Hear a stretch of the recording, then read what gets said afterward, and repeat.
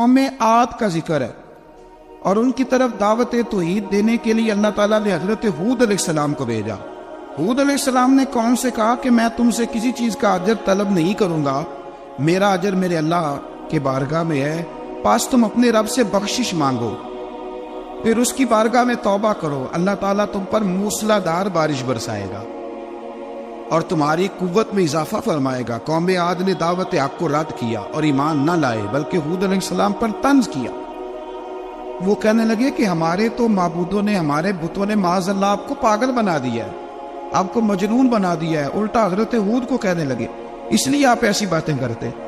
ہود علیہ السلام نے کہا میں اللہ کو گواہ بناتا ہوں اور تم بھی گواہ رہنا کہ میں تمہارے شرک سے بری ہوں اور میں اللہ پر توکل کرتا ہوں اور میں نے رسالت کا حق ادا کر دیا ہے۔ آیت نمبر 58 میں اللہ تعالیٰ نے فرمایا جب ہمارے عذاب کا وقت آ گیا تو ہم نے اپنی رحمت سے ہود اور ان کے ساتھ مومنوں کو نجات عطا کی۔ قوم عاد نے اللہ کی نشانیاں اور رسولوں کو جھٹلایا اور دنیا اور آخرت میں لعنت کے حقدار ہوئے۔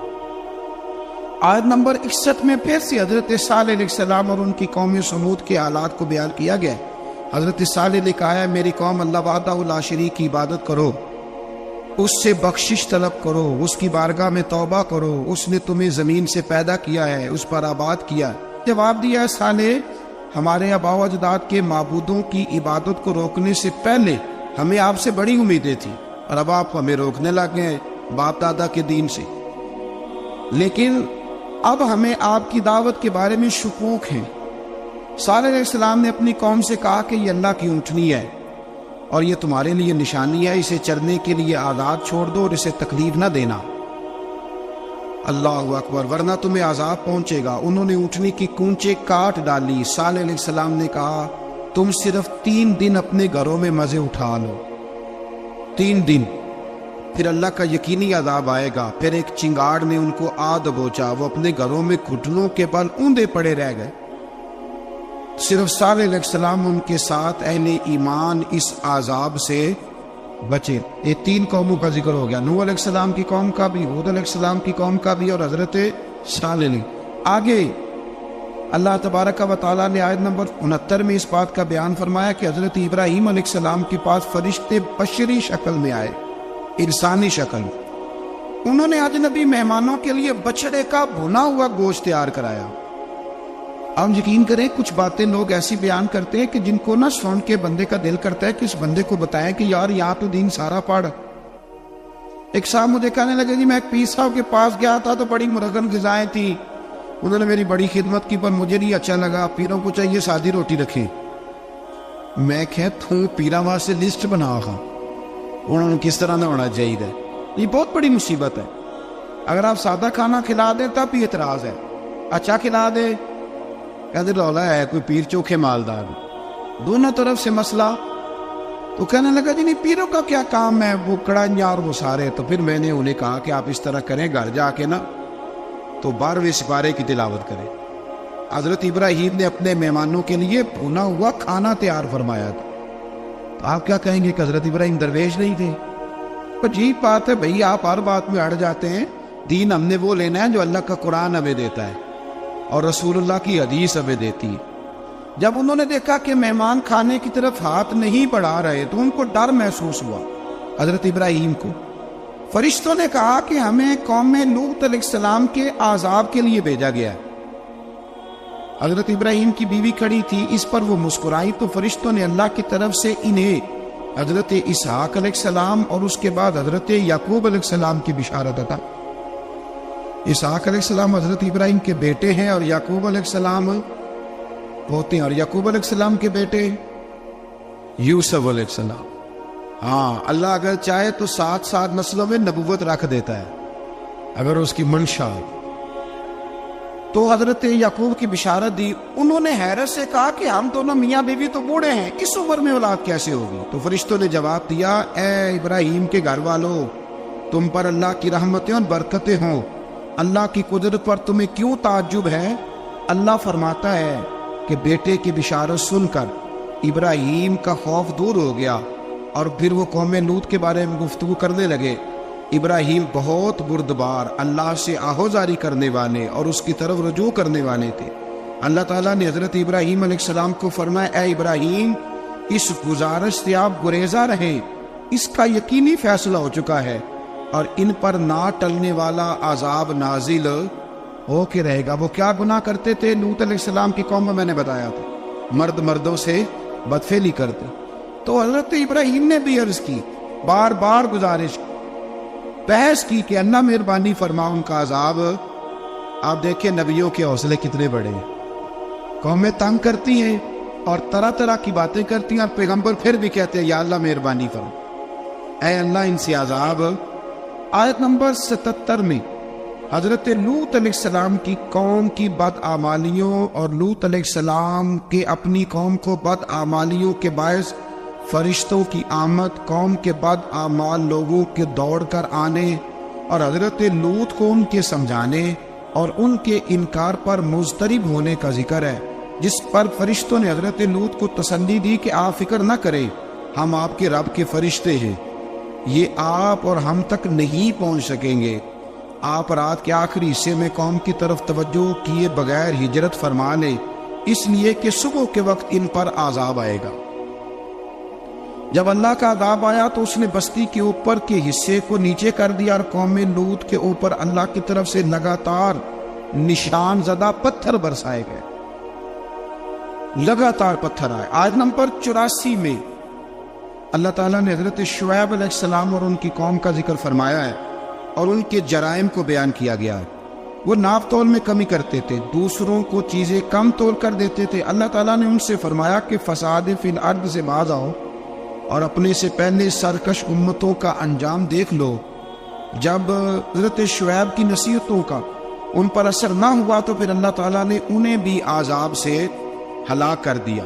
آیت نمبر 94 میں فرمایا کہ جب ہمارا عذاب آیا تو ہم نے اپنی رحمت سے حضرت شعیب اور ان پر ایمان لانے والوں کو بچا لیا اور ظالموں کو ایک زبردست چنگاڑ نے پکڑ لیا تو صبح وہ اپنے گھروں میں اونٹے منہ پڑے تھے، گویا وہ کبھی وہاں آباد تھے ہی نہیں۔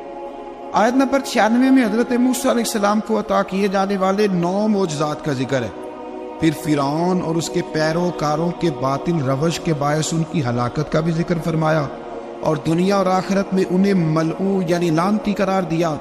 جن بستیوں کو اللہ تعالیٰ نے ہلاک کیا ان میں سے بعض کے آثار موجود ہیں اور بعض کے آثار تک معدوم ہو چکے۔ ان میں سے ہر بستی والے اپنے ظلم کے باعث ہی ہلاک ہوئے۔ اللہ تعالیٰ کسی پر ظلم نہیں فرماتا، لوگ خود اپنی جانوں پر ظلم کرتے ہیں۔ جو شخص عذاب آخرت سے ڈرتا ہے اس کے لیے اس میں نشانیاں موجود ہیں۔ آیت نمبر 106 سے اللہ تعالیٰ نے انجام کے اعتبار سے لوگوں کی 2 قسمیں بیان کی، 2 قسمیں فرمایا، ایک ہے سعادت مند لوگ اور دوسرے ہیں بدبخت۔ فرمایا بدبختوں کا ٹھکانہ جہنم ہے جس میں وہ ہمیشہ رہیں گے، اور نیک بختوں کا ٹھکانہ جنت ہے، وہ ہمیشہ اسی میں رہیں گے اور ان کے لیے اللہ کی طرف سے نا ختم ہونے والی عطائیں۔ آیت نمبر 110 میں حضور صلی اللہ علیہ وسلم کو تسلی دی گئی کہ جس طرح یہ لوگ قرآن کے بارے میں اختلاف کرتے ہیں اسی طرح قوم موسیٰ نے تورات کے بارے میں بھی اختلاف کیا تھا اور اللہ نے ان کے اعمال کا پورا بدلہ انہیں دیا۔ آیت نمبر 112 سے سرکشی کو چھوڑ کر احکامات دین پر استقامت اختیار کرنے اور ظالموں کے ساتھ میل جول رکھنے سے بچنے کا حکم دیا گیا ہے اور فرمایا کہ ظالموں سے میل جول کا انجام دوزخ کی آگ ہے۔ ہم لوگ نہ شکوہ کرتے ہیں، کسی حکومت کو بنے ہوئے 6 مہینے گزرتے ہیں تو شکوہ شروع ہو جاتا ہے، حالانکہ وہ خود تو نہیں نہ بنتے، ان کو کوئی بنانے والا ہے۔ تو ظالم کا جو مددگار ہوتا ہے وہ بھی ظالم ہوتا ہے، اس لیے احتیاط کریں۔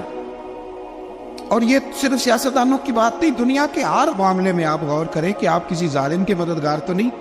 اللہ تعالی ہمیں حق پر استقامت عطا فرمائے۔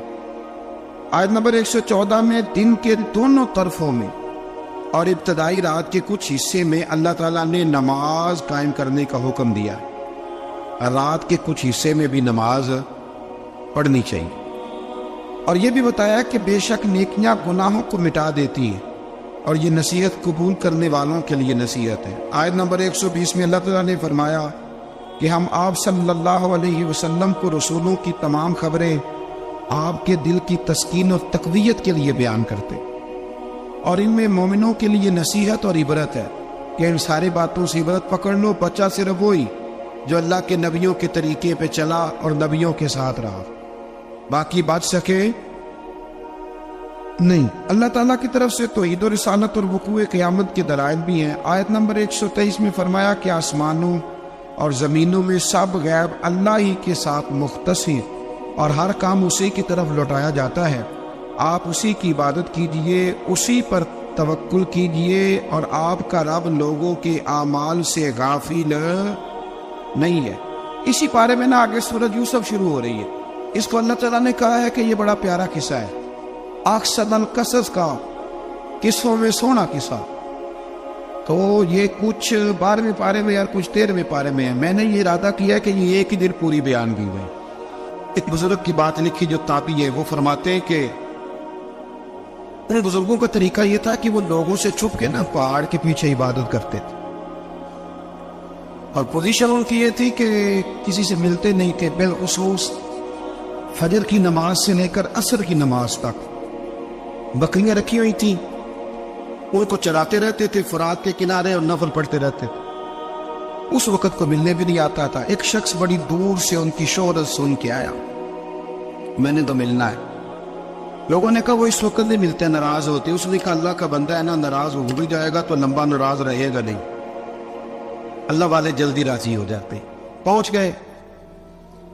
اب وہ بابا جی نماز پڑھ رہے تھے تو کہتے میں نے عجیب منظر دیکھا کہ بابا جی فرات کے کنارے نماز پڑھ رہے ہیں اور ایک بھیڑیا ان کی بکریوں کی حفاظت کر رہا ہے۔ کہتے میں حیران رہ گیا کہ بھیڑیا تو بکریاں کھایا کرتا ہے اور یہاں چرا رہا ہے۔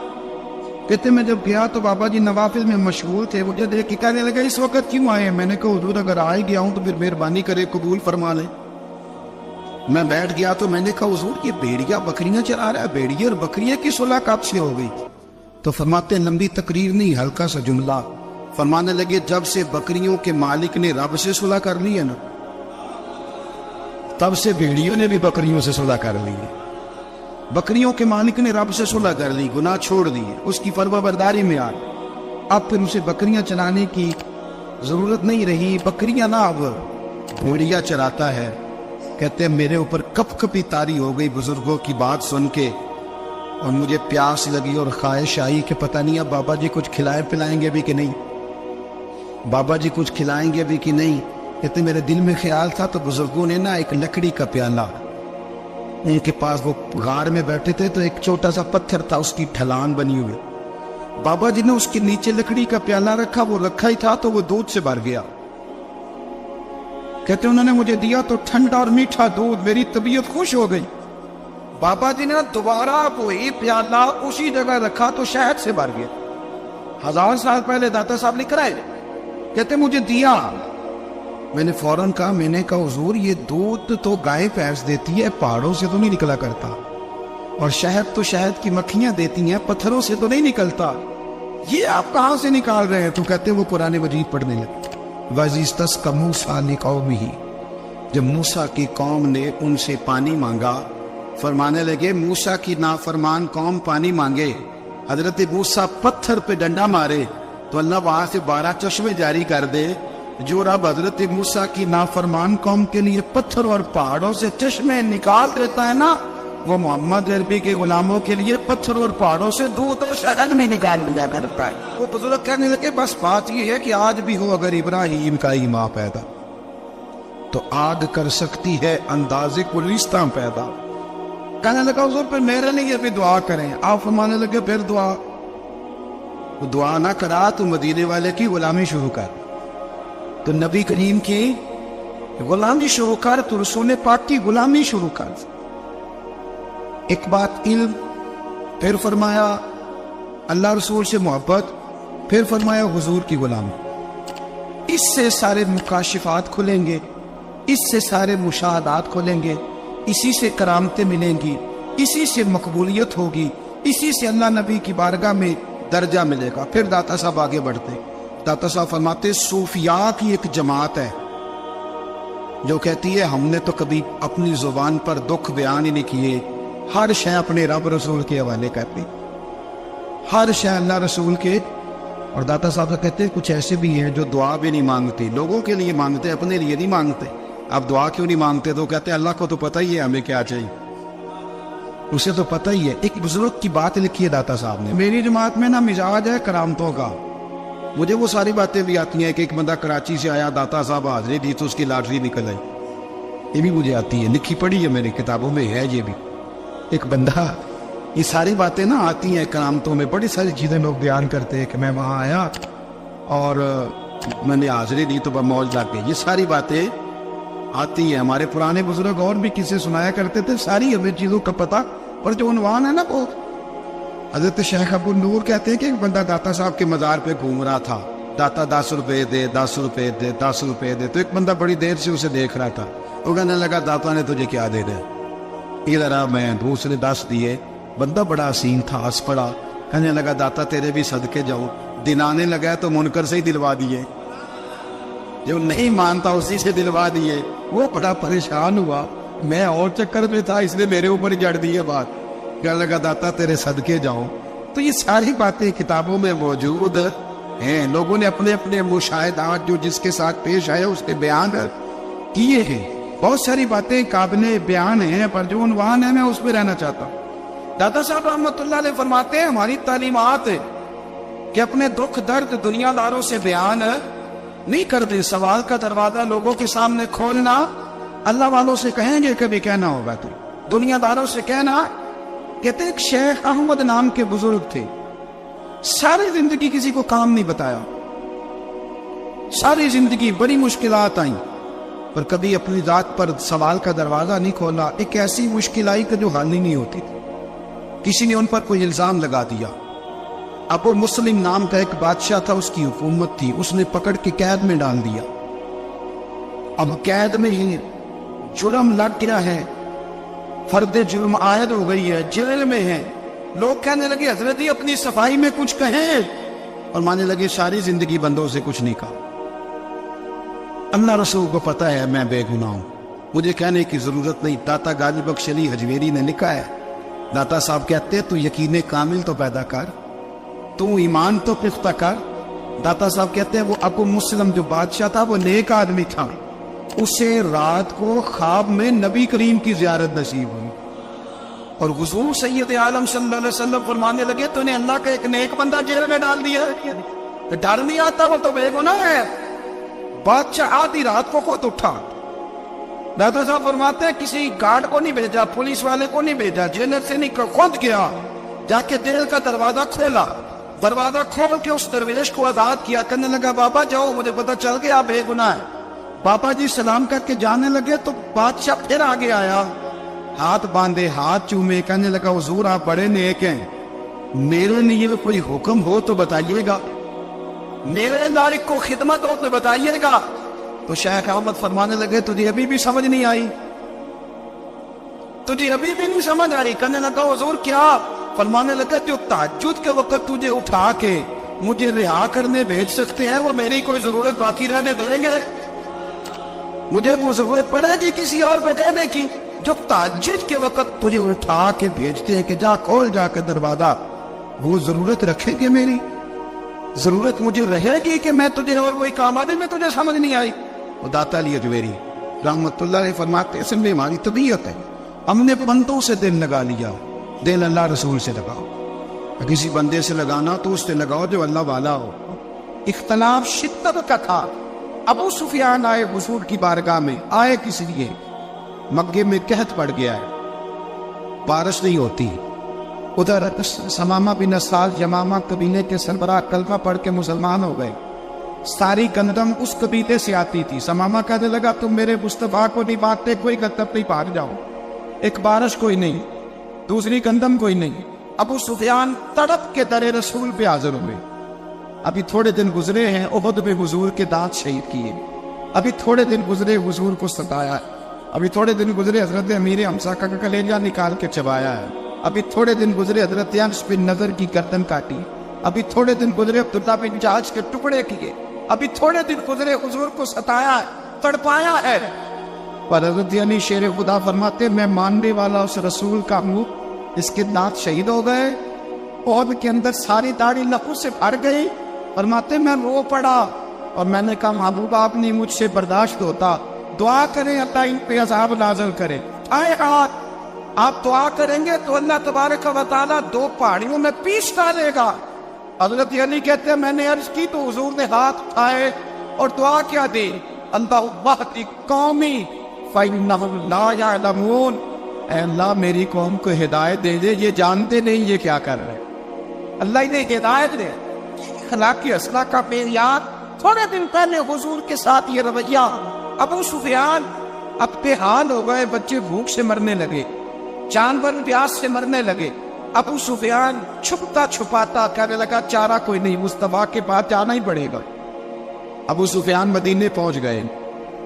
جب پہنچے نا تو ابو سفیان کی اپنی صاحبزادی حضرت ام حبیبہ ام المومنین تھی، رسول اللہ کی زوجہ تھی۔ ابو سفیان جب آئے تو حضرت ام حبیبہ کے پاس سیدھے ان کے گھر گئے بیٹی سے ملنے۔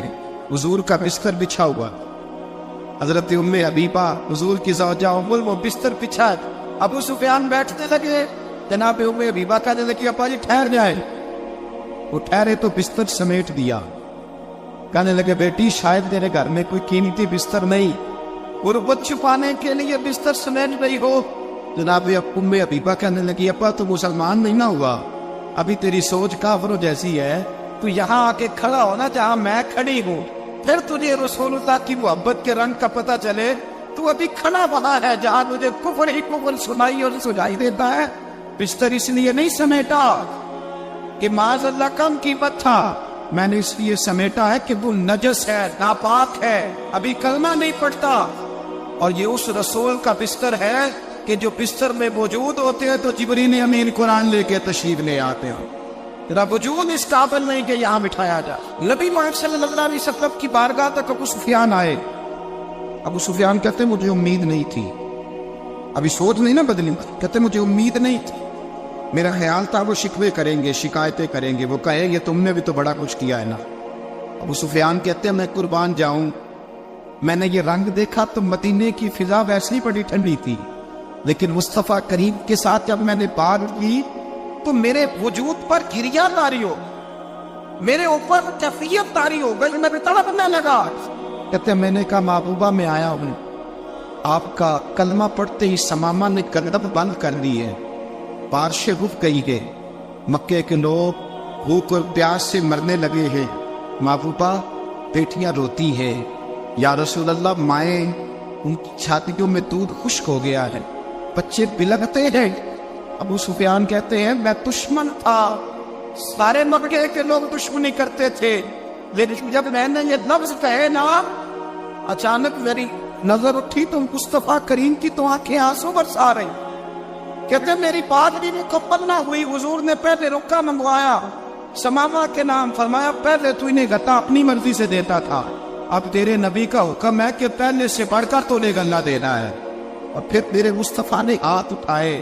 اور بھائی مشکل ہوتا ہے، مشکل ہوتا ہے، سگے بھائی کے لیے لوگ دعا نہیں کرتے، تو میرا شریکہ ہے، ساس بہو کے لیے بہو ساس کے لیے دعا نہیں مانگتی، کہتے اختلاف ہے، لوگ لوگوں کی زندگی نہیں مانتے، بیماری میں شفا نہیں مانتے۔ ابو سفیان کہتے آپ نہ کہ ناج تیرے قربان جاؤں۔ حضور نے ہاتھ اٹھائے اور کہا اے اللہ مکے کی سنگلاٹ پہاڑیوں پہ بارش برسا، اے اللہ کھیتیاں ہری کر دے، اے اللہ ماؤں کی چھاتیوں پہ دودھ بھر دے، اللہ عورتوں کو تازگی دے دے، بچوں کو رانائی دے دے، پھلوں پھولوں کو تازگی دے دے۔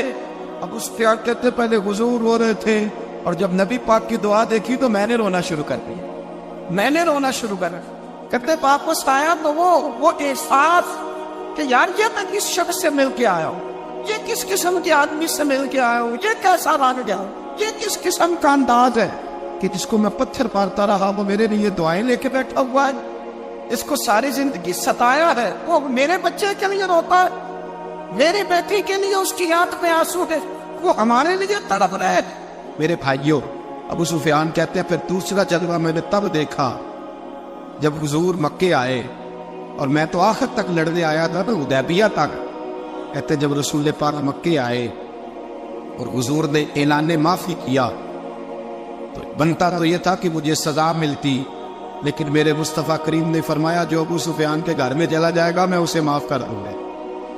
کہتے ہیں میں نے کہا یہ میرے لیے کس قسم کی سزا تجویز کی ہے کہ میں عمر بھر دشمنی کرتا رہا اور جہاں رنگ عجیب ہے حضور نے میرے لیے ہی اعزاز لکھ دیا، فرمایا جو ابو سفیان کی حویلی میں داخل ہو گیا میں نے معاف کیا۔ ابو سفیان کہتے پتہ نہیں کتنے پردے تھے جو اٹھ گئے، پتہ نہیں کتنی منزلیں تھی جو طے ہو گئی، پتہ نہیں کتنے جلوے تھے جن کا نظارہ ہو گیا، اور میں نے غور سے چہرہ دیکھا تو میری آنکھوں سے پٹی اتر گئی اور مجھے عبداللہ کے یتیم بیٹے کے پیچھے محمد الرسول اللہ کے جلوے نظر آنے شروع ہو۔ اخلاقی قدریں جب موجود رہتی، یہاں تو لوگ مرے ہوئے شخص کو مارتے ہیں، یہاں تو سڑک پر کتنی گراوٹ ہے اور کتنا گر گیا ہے اخلاق ان لوگوں کا، ایکسیڈنٹ ہو گیا ہے، ٹرین کی پٹری سے اتر گئی ہے، چیخو پکار ہے، واحد ہے، تڑپنا ہے، رونا ہے، سسکیاں ہے، ماں کا بازو کٹا ہے پر وہ چیختی ہے ذرا میرے بیٹے کا پتہ کرو، باپ کی آنکھوں میں ریت پڑ گئی ہے پر وہ تڑپتا ہو میرا بیٹا تھا، چیخو پکار ہو رہی ہے۔ اور ظلم ہے اس قوم کا جو بچانے والے آئے ہیں وہ پہلے آتے ہی ان کی جیبیں ٹٹول کے پٹوے دیکھ رہے ہیں، گری ہوئی عورتوں کے، یہ آپ اٹھا کر دیکھیے اخبارات، عورتوں کے گری ہوئی عورتوں کے کانوں سے بالیاں نوچی گئی اور ان کے کان کٹ گئے۔ یہ اس قوم کا حال ہے۔ اقبال کہتے ہیں جنہیں آتا نہیں دنیا میں کوئی فن تم ہو اور بیچ کھاتے ہیں جو بزرگوں کا کفن تم ہو، تم وہ لوگ ہو جو کفنوں پہ سودے کرتے ہو، جو قبروں میں سودے کرتے ہو۔ یہ لوگ تجارتیں کر رہے ہیں، اخلاقی پستی کا یہ عالم کہ لوگ قبروں پہ سجدے کرتے ہیں، بیٹے بیچ کے دہیز خریدتے ہیں۔ غریب کی بیٹی روز تڑپتی ہے، روتی ہے، روز سسکیاں لیتی ہے کہ کہاں سے وہ دروازہ کھلے گا جب میں بھی جب سہاگن ہوں گی، جب میرا باپ بھی عزت کے ساتھ مجھے رخصت کرے گا۔ اور غریب آدمی بیٹی کی شادی کے بعد اتنا دکھی رہتا ہے، وہ بھی کم ہی لوگ جانتے ہیں، وہ بھی وہی لوگ جانتے ہیں جو اس منظر سے گزرتے ہیں۔ ہمارا اخلاقی معاملہ اس قدر زیادہ تباہی کا شکار ہے۔ میرے مصطفیٰ کریم سید عالم نور مجسم صلی اللہ علیہ وسلم جذبات کا خیال رکھتے، احساسات کا خیال رکھتے، تصورات کا۔ او بھائی اس سے بڑا اخلاق کا مظاہرہ کہاں سے لینے جاؤ گے؟ یا اللہ کے لال فرماتے ہیں میرا دل کرتا ہے نماز لمبی پڑھاؤ، نماز اللہ کی نماز، دل کرتا ہے تب بھی نماز پڑھاؤ، میں نبی سورتیں تلاوت کروں، میں پڑھ کے رب کریم کا قرآن پڑھوں، میں عطا تبارک و تعالیٰ کی قرآن مجید کے ذائقوں میں کھو جاؤں۔ لیکن حضور فرماتے نماز میں کسی بچے کے رونے کی آواز آتی ہے، کسی بوڑھے کی ہائے کی آواز آتی ہے، کسی بیمار آدمی کی ہائے کی آواز آتی ہے۔ نبی پاک فرماتے میں اللہ کی نماز چھوٹی کر دیتا ہوں، اللہ کے بندوں کا خیال کرتا ہوں، میں رب کی نماز چھوٹی کر دیتا ہوں، رب کریم کے بندوں کا خیال کرتا ہوں۔ خدا کے بندے تو ہیں ہزاروں، پنوں میں پھرتے ہیں مارے مارے، میں اس کا پتا بنوں گا جس کو خدا کے بندوں سے۔ میرے حبیب کریم سید عالم صلی اللہ علیہ وسلم نے فرمایا اللہ کریم نے بندے کو، مخلوق کو پیدا کرنے سے پہلے جو تحریر سب سے پہلے لکھی تھی نا، اللہ نے اپنے پاس جو جملے سب سے پہلے لکھے تھے بندے بنانے سے بھی پہلے، وہ فکر یہ تھے کہ ان رحمتی سبقت اعلی غضبی، رب کریم نے لکھا تھا بے شک میری رحمت زیادہ ہے، میرا غضب زیادہ نہیں ہے۔